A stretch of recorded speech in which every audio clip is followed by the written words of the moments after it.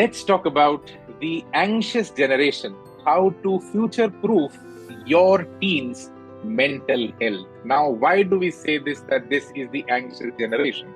We say this on a very simple reality check metric that 1 in every 7 teenagers globally is struggling with a mental disorder. That's not a minority. That simply means that every classroom on the face of this earth has an anxious student. So we are really facing an anxious generation. So how much are we prepared for it? What are we doing for it? What are universities doing for it? What are schools doing for it? Is it a priority, or is it just something we must be rejecting outright because this is not male enough to be discussed In as the an universities, when the youngsters enter into the campuses, what we necessarily observe is there is a granted freedom issue? What do you teach? the granted freedom that teenagers always want to exercise, because this is due to, I think school principals do agree that there is a kind of, you can call healthy or unhealthy competition in our preschooling and plus two level, where in which we have enormous amount of stress that is being undergone by these kids because of various kind of peer pressure, societal pressure, parental pressure, for example, right? So once after the plus two, when the grads, when they are becoming the undergrads, everybody in the system are a bit relaxed, including the students, right? They consider themselves as grown-ups, and parents do wash off most of the times their hands, saying that yes, they are into university campuses, that will be taken care.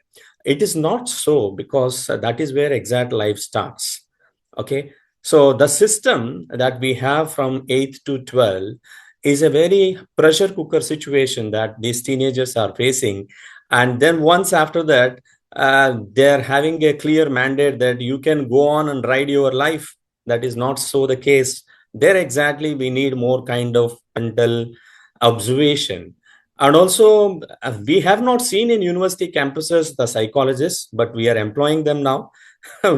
Recently, the university has tied up with an NRI-based organization called as Dhriti, wherein which we are conducting periodical workshops for the mental health of the students, right? And we also found some necessity to counsel parents too in this process, because anxious generation effect is not only on their peers, but also on parents. So, but universities have limited feasibility to do that process. But we are engaging now. This is a new trend that we are seeing in universities. And we are going with the specialized psychological counseling support. But however, we should understand that boys are boys, girls are girls, students are students. We should handle them irrespective of the generations, Gen Z or Gen Alpha. We should handle them as sensitive as possible. That is what, as administrators, we are All looking of at. you, and good evening. What I feel, anxiety is not a new thing. As a human being, we are always anxious. When we were the kid, we were anxious. Now this generation, Gen Z generation or Gen Alpha generation, whatever the generation we talk, anxiety is the part. But now we have to understand what is the anxiety and why they are so much anxious now. They are anxious. Their anxiety level is high because of the constant digital exposure, as our Daksh was mentioning. It is because of the social media comparison, academic and career pressure, fear of uncertainty in a rapidly changing world. So this had led to the anxiety, and this had led to the stress. This had led to the self doubt, and this had led to the emotional instability.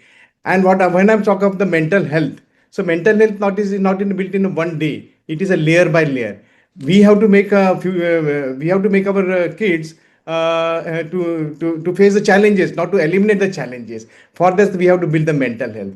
And when we are building the mental health, we have to see it is not built in one day, but it is a layer by layer. And the topics of our discussion is today the future mental health. The future is not in future. The future is in present. So the mental health is present, shaped on a daily basis by the habits, by the environment, and we can say by the mindset also. So here it is a shared responsibility. It's a shared responsibility of parents as well as educator. Since the generation is becoming more and more anxious, we must move from pressure to support. We have to see that that what the pressure is, as our Dr. Kishore was mentioning, it is a cooker pressure type of situation. We have to take them out of that, from the cooker pressure type of situation to the support system. We have to move from judgmental to the understanding. We don't have to be always judgmental about our kids that you are doing right, but you have to understand them. And the very important thing is we have to move from control to guidance. They know more than us. They are more tech savvy than us. Whenever some mobile problem is there, I will ask my daughter only to repair it. So they are more tech savvy than compared to us. So if we want to prepare children for success, they may fail, but if we are preparing them for the life, they will success. The success will follow. So what I feel, that to prepare them for the mental health, or the for the good mental health, we should build a good emotional resilience. Very important is the emotional resilience. They should not be afraid of fear. We should see that digital dependency is reduced. Now, other day I went to one house. Everybody was during the lunchtime. Everybody was either watching a movie, or watching the news, or watching their mobile. They forget that they have to do the dinner also. So three things they are doing at a time: watching the movie, watching the TV, watching the mobile, as well as having the lunch. This should reduce. I think digital dependency should reduce. We should always see that there should be limited screen time, there should be some device free hours, and we have to encourage the real conversation among ourselves. So this is the thing which I feel that if you wanted to make a mental if you wanted to make something mental future proof teens with a good mental health, this is very much required. And at the end, I will say anxiety is not the one thing which is in today's generation. It is there, and a human being, will always be anxious. Anxiety was always there.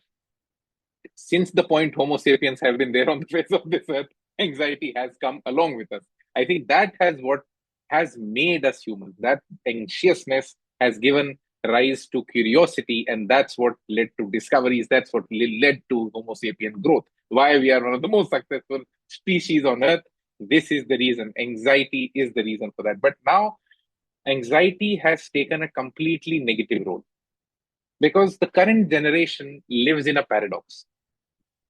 This current generation is the most connected generation in history, yet they are the most lonely.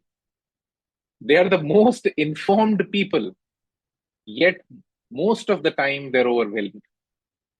They're the most expressive generation. They're making reels, yet they deeply struggle with emotional regulation. So what is it that's happening? There is something wrong in the mix. Are we able to identify and improve it? Is something that we look up to education institutions and educationists to do. See, in a school scenario, it is quite complicated now. Earlier, I think educators or becoming a teacher was the most respected profession. But anxiety that they give us also is kind of mutual now when you look at it. So what I am thinking about this whole episode is, like you mentioned, Mr. Daksh, they are the most connected, and yet they are the loneliest generation. The reason is, earlier times you look at, our schools, once the school is over, it used to be like cut off. Once the work is over for parents, if both parents are working, or even if it's a single parent working, the wife is there to open the door for the children, the mother is there, to take care. And there is a break that happens over there, which is not seen today. Today it is a 24/7 connectivity. And now all these children, see, even in the schools that I have worked, my own school over here, they have become extra sensitive, yet it's a very insensitive generation. Parents have started pitching in and talking for them, fighting for them, making it difficult instead of making them resilient. Though homework jada de diya, so then it is like, they are going to freeze. You take away the mobiles, they will freeze. You take away the lipsticks, they will freeze.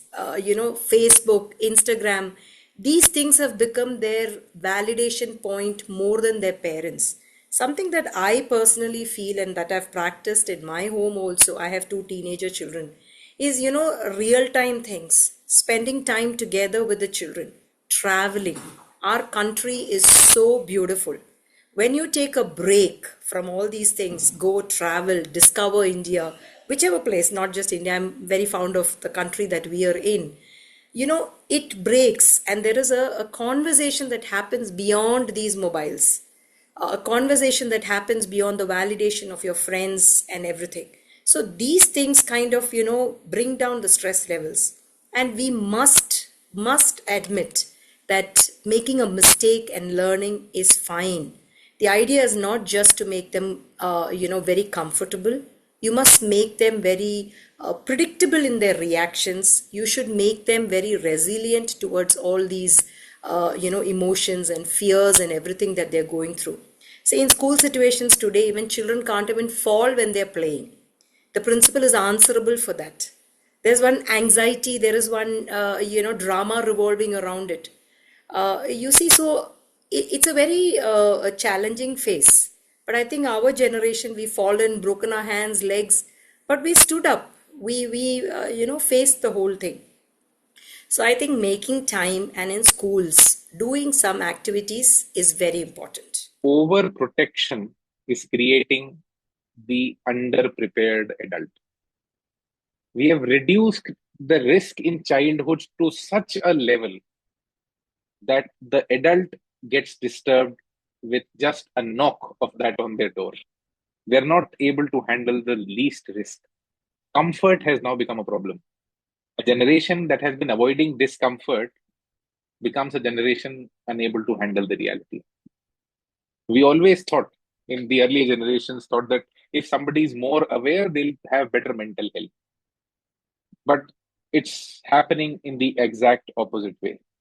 More awareness is making it more difficult to have a sane mind. More content is making our lives hell. We are all multitasking. Why are we doing this? Why are we not ready to take a pause?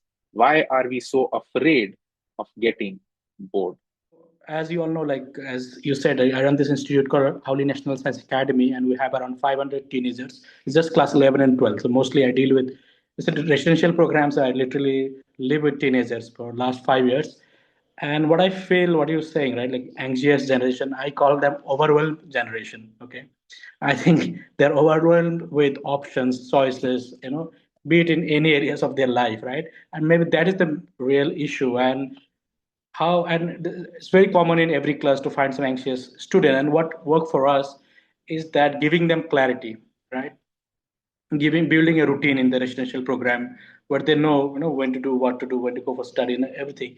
Also really working with them find their purpose right now. The purpose might change along the way, but right now what is their purpose, right, in the short term or whatever, in the like right now what they feel is their purpose. If this clarity comes to their life, I think this anxiety and goes down. And in today's world you can't just reduce the pressure, right, because the world is competitive, right? So I think instead of focusing on reducing the pressure, if we start working on giving them the more clarity and building discipline routine. And also in today's generation the parents are giving them too much comfort, and comfort reduces the resilience part of the mental resilience goes down, and that's how our young generation become more anxious. So if you can build strong, emotionally strong, mature teenagers, if you can work with on those areas, I think that really helps. And in our residential program, along with education counselor, we also work on mentorship programs. So one teacher is dedicatedly working as a mentor, where they get the time to talk to them other than studies also, right? That also actually help them. I think there's something that's helping them. The modern teen or the current teenager that we see is the first human in human history that is being raised on constant comparison. And the constant comparison metrics is not just 20 or 30, students that come from their classroom. It is with millions of curated lives that they see on social media. They're comparing their every normal moment of life with the perfect moment of some individual somewhere in some part of the world. This metric is skewed. And the problem is the teenager is not at all realizing the blunder that's happening with their own self-abnegation. Because this anxiousness will be there, it had been, and we could not still the ocean when we were young, and neither can we do it now. So it shall continue, the disappointments, etc., etc., etc.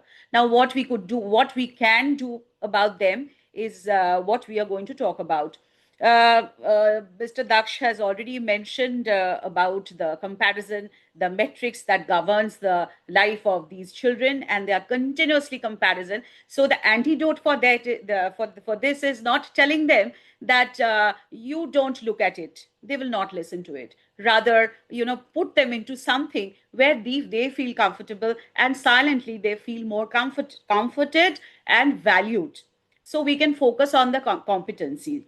We can do some life skill activities, as Ma'am Varghese mentioned, some activities done in school, which gives them some confidence. Say if they win a debate, if they can solve a puzzle, if they can plant a tree for an Earth Day that we all schools do, and internally they tell themselves that yes, I am important, I am valued, and I have done something. Now, few things that we could do at home. Most of you have mentioned it, some of you have mentioned it, but just to put it together, now, something like we call it digital sunset these days. When we are eating, now we do not even eat mindfully. Forget about doing the homework, etc., reading newspaper. Even we don't do it. So what we should do it. The imitation learning is always there. We tell them something and we do something. Either in class, when we are doing, as a principal, when I'm on my rounds, I have my mobile with me because I have to have it. I can have some important calls. So now when I'm talking to them, I make sure that I leave my mobile with the person standing outside so that even if it rings, let it ring. I will not take the call. It can wait because I tell them nobody's dying. So sometimes I'm very rude with that. However, they will learn. Otherwise, they will see that ma'am is coming to us for 10 minutes. She's speaking to us, and at the same time, she's taking calls. So being mindful, this handling the time for the digits. Next is, I think, Mr. Daksh, you've mentioned that let them get bored. We are always, when they're little children, we try to give them puzzle, and after the puzzle, some drawing kit, do it, and after that, something. They have to get bored. They have to just sit idle because they will think of something. They will create something in their minds. Now, model behavior is very important. And one thing is that we cannot do anything great for them. Now, I would like to mention a very small activity which we do with the children when we start a session. Now, that is called I had sent the picture. However, I do not know how I'll be able to show it to you. But however, I can read it out.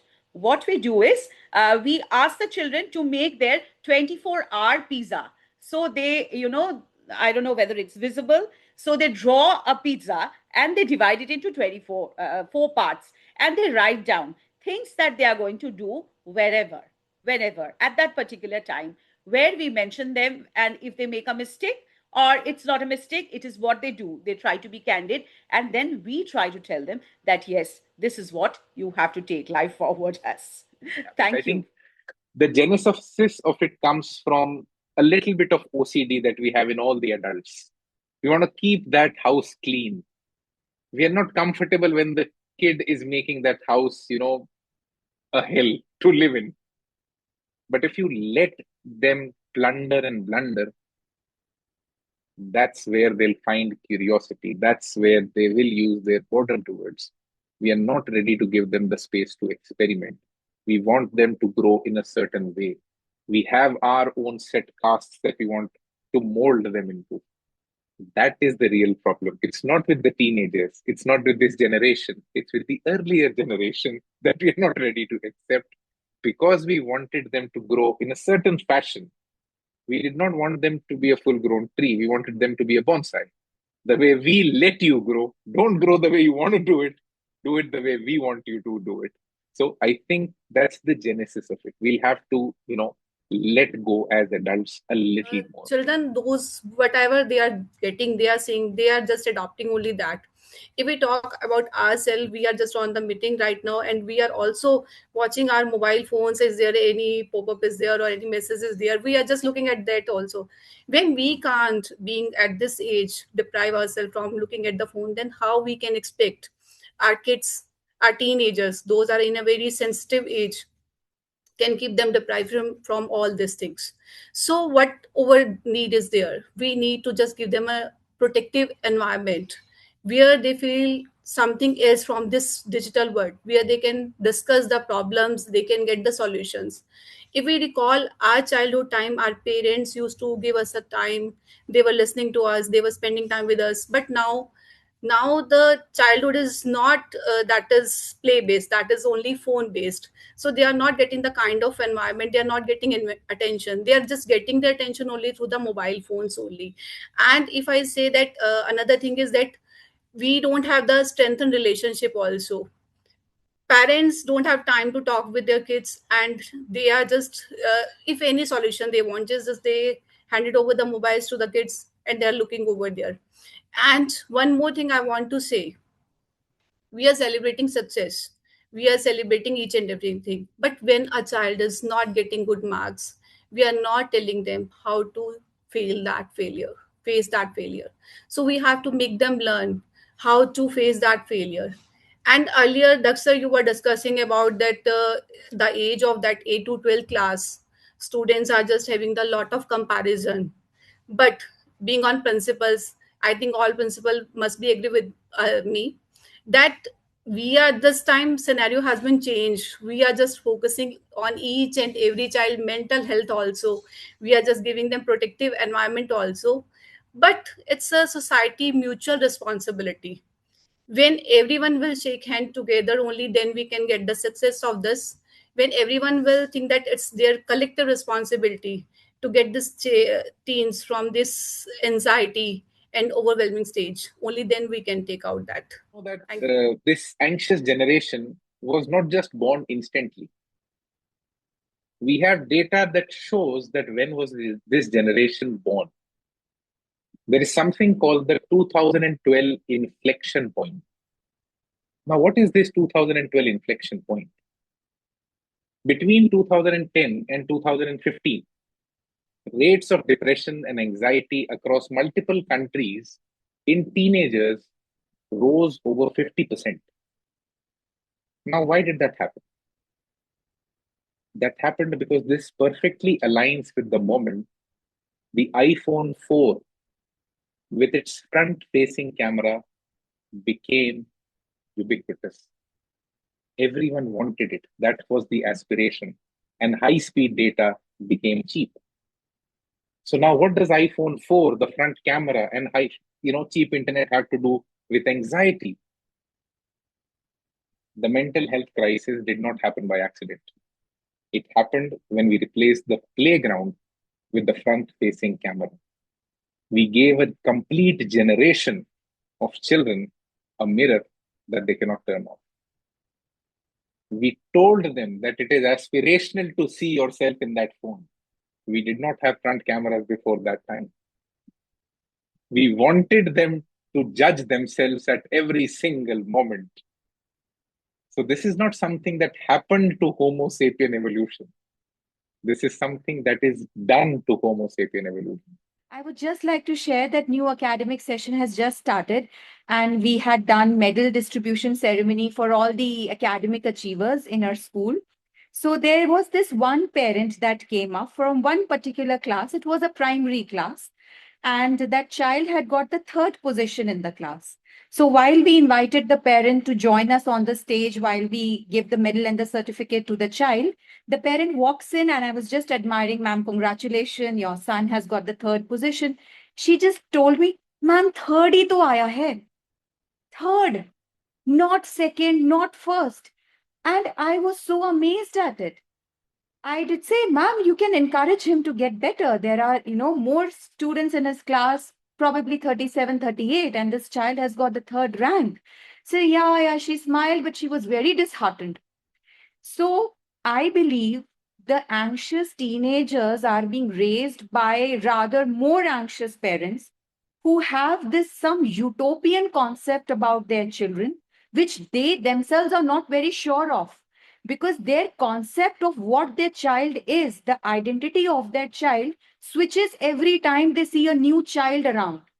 They want their children to be perfect singers if they see an Indian Idol winning the contest. They want their children to be perfect dancers if they see a Dance India dance competition. They want their children to be, a orator if they watch a Shashi Tharoor speaking in the parliament. I mean, their concept of the parents about their children is so distorted that they themselves don't know what are they going to expect out of it. And that somehow has made the teenagers all the more confused, because the expectations from their parents, when I talk to children who are, in 10th, or they want to take admission in 11th, they are full of the thought that they don't want their parents to be embarrassed.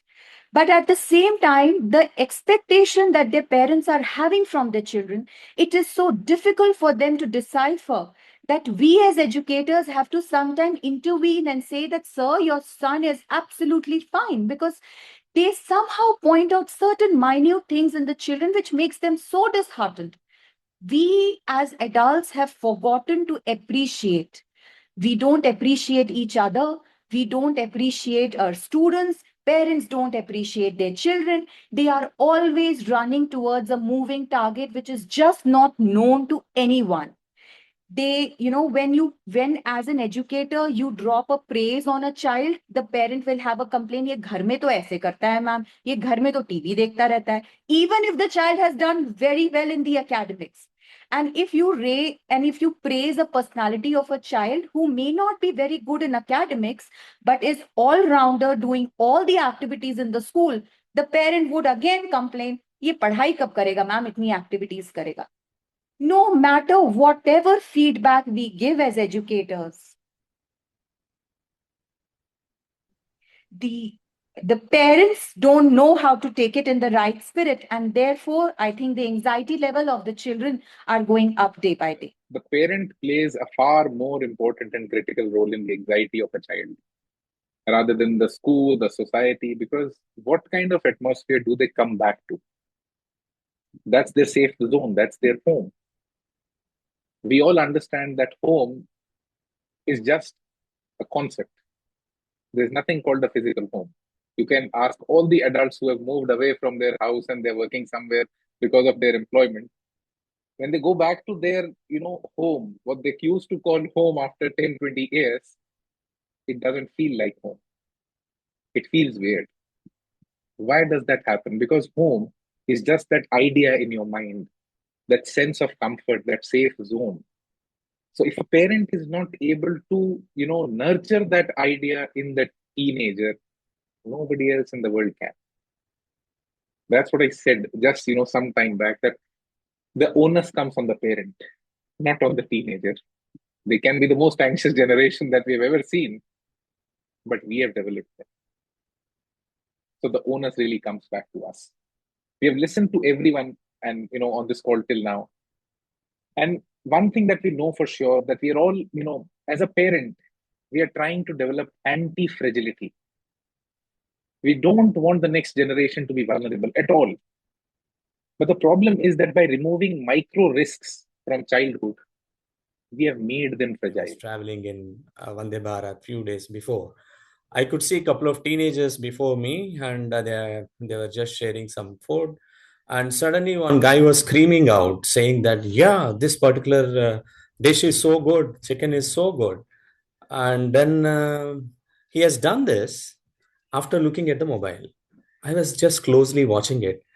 That even the dish is so tasty, they're communicating in the common group, WhatsApp group, even though they're sitting next to each other, right?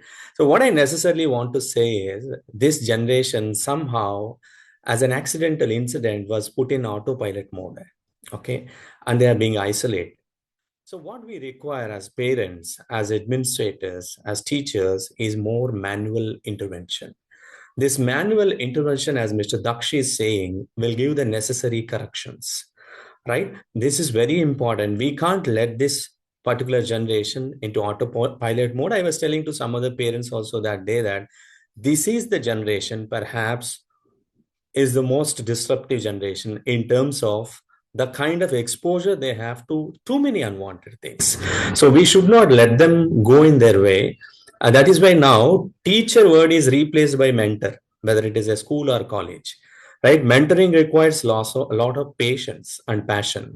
So this is what my point, and we should not let this generation in autopilot mode.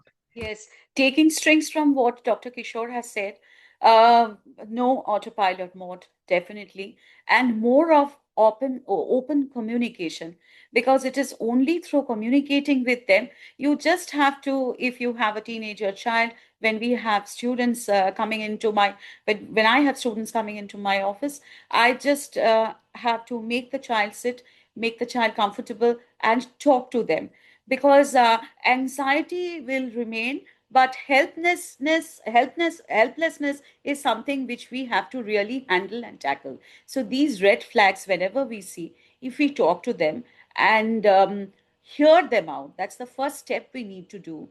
Most of the time, as a counselor, when I meet parents, I'm also a counselor, I tell them that you don't have to do anything. You just spend some good time asking them what they've done in school, what else they wish to do, and what is that you can help.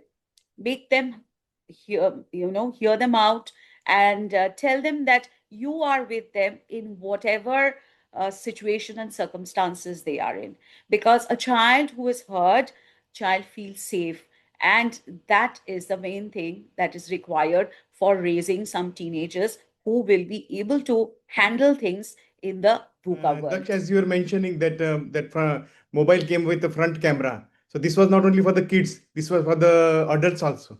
Okay. Now when we see that, when we are saying that it's not only for the kids, when we are seeing at any house, if you go, we are seeing that all parent, father, mother, even grandfathers, grandparents, and all, they are in the mobile.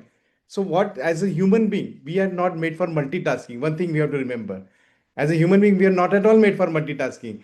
We had evolved through our concentration only. We had evolved through our focus only. If we don't give time to our children, definitely it should start from home. That anxiety and that losing out, that all these things starts from home.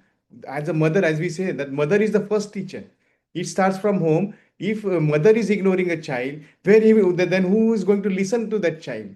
So the most important thing is we have to listen to them. We have to understand them, because they are, as you are connected, as you are told, they are most aware generation this time, and they are more curious. Anxiety will lead to the curiosity. Since because they are curious, they have lot many questions, but where they will get the answer to that question? When they are not getting the answer to these questions, they will definitely will try to search somewhere this answer. Which is the best thing, which is the most easiest thing available for them is the mobile. There is a mobile, and then once it goes into the mobile, and then it is gone into the different direction only. All of this, the constant content around us, does not let boredom happen. When boredom does not happen, curiosity automatically gets killed. On an average, a toddler asks 300 to 400 questions a day. And what do you know that what's the average questions a teenager asks in a day? By the time we become a teenager, by the time we go through the education system, the amazing things it does to us as a human being, because curiosity is the epicenter of all our growth. By the time you're a teenager, the average questions per day a teen asks is around 2. That's curiosity development happening for humans. This is not something that I say. This has empirical evidence that has been tested across countries, across demographies, that we reduce curiosity in a structured manner. Where did this culture of sitting across and start? It's the COVID times. Every home got a mobile. I think the 4 of us here are in 4 different rooms. Come for lunch, come for breakfast, come for dinner. We have stopped calling out each other's name. So there itself there is a void. Pehle are bachcha aa jao, beta aa jao, beti aa jao. All these things have communicate. Please come down. It's all one sentence that you're looking at. Second thing, Dr. Vaibhav, as you mentioned, mothers play a very crucial role, but I slightly disagree is the presence of a father in the life of a child makes a big difference to, the whole, the security system, or a child feeling secure, translating the way, the society expects things to happen. Now, the problem over here is we are calling them Generation Alpha, Generation Beta, jo bhi bulana hai, we are calling them. And the other side, we are prophetically declaring that they are an anxious generation. So, insensitivity to sensitivity, it's like poles apart. They are highly sensitive and highly insensitive towards discipline, towards respect, towards tradition, towards value systems, which is, actually adding to all this anxiety in a certain manner. I think these value systems also kind of hold up the home, hold up the the society together. And like yesterday, the Bombay incident, I'm sure all of you know that lady who came up and gave it left and right to the politician. You see, in the earlier times, something happens in Bombay or West Bengal or whatever, we wouldn't even know. Today, I was just looking at the reels and everything. It's all over this lady. So even our teenagers are trying to do something right, sense or nonsense, and get that, publicity. So that validation has become a very key, kind of an item for them to checkbox it. Since the early 2010s, physical crimes against children have plummeted to historic low levels. Yet parents fear for their children's physical safety at all the time. And conversely, children are exposed to more psychological predators in an hour when they're on a smartphone. We don't let our kids walk in the park alone at 2 a.m. in the night, but we let them walk in the dark corners of the global internet at 2 a.m. without a flashlight.